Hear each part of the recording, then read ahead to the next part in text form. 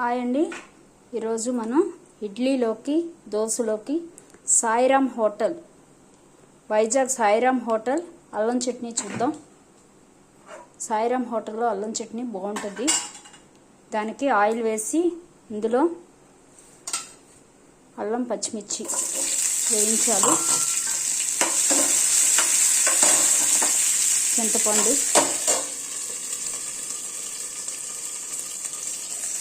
ఎప్పుడైనా సరే ఆయిల్లో ఇలా వేసినప్పుడు కొంచెం తోలుతుంది. మన గ్యాస్ స్టవ్ మొత్తం ఇలా చుక్కలు పడుతుంది. అలా పడకుండా ఉండాలంటే వెంటనే కాసేపు మూత పెడితే బయటికి తోలదు. ఇదొక చిట్కా. అల్లం పచ్చిమిర్చి, జింజర్, గ్రీన్ చిల్లీ, టామరిన్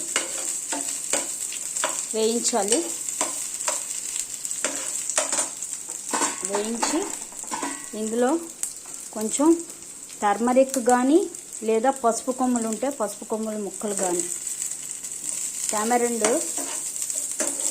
ఉంటే టామరిన్ కాదు టర్మరిక్ ఇది ఉంటే అవి కూడా వేసుకోవచ్చు. కట్ చేసి